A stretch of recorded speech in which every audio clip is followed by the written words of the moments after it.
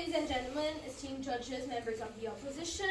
This debate was over before it even started. Today, the proposition stands before you mourning the so-called decline of religion in Western societies, but let me be clean about what they're truly mourning on.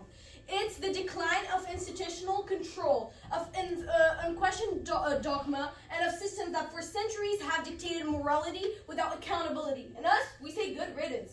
This motion reminds us of a path that was for many not a sanctuary but a prison. Let's talk about what this decline actually means. It means progress. It means that people are thinking for themselves, not because they've lost their morals, but because they've started questioning truly certain morals that are imposed on them to begin with. So, the proposition wants us to believe that the lens of values, but where was the morality when the church protected our listeners, when the women were told they were impugned, when being gay meant going to hell? So, let's stop pretending religion has been neutral of the legend force in society. For centuries, it was used to oppress, to justify slavery, colonization, patriarchy. And now that people are choosing science, choosing reason, choosing human rights, the proposition says we should regret that? No, we celebrate it. So, religion isn't just in decline, it's evolving. People still seek meaning, community, counter union, but they're doing it on their own terms through philosophy and psychology, activism, athletes, agnostics, spiritual but not religious folks. They're still causing, still building communities, still helping others without needing a divine commandment to tell them to do so. And let's not forget, the decline of religion means pluralism. No longer on Western societies dominated by one religious signature.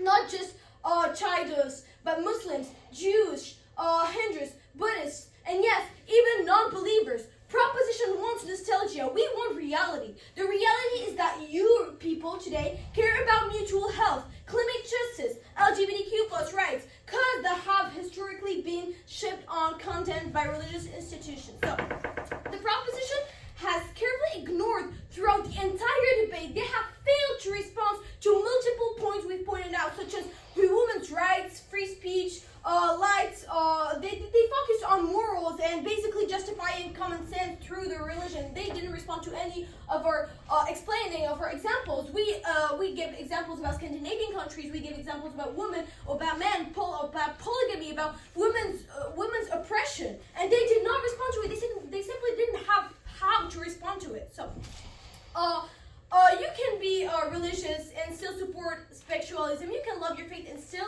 recognize the harmful grip it once had on law, education, sexuality, and freedom of thought. They say religion brings communities together, but so do protests, mutual aid groups, online forums, sports teams, book clubs. People haven't stopped seeking commission. They've just stopped accepting control disguised as community. And for the record, we're not anti-religious, we're anti-regret.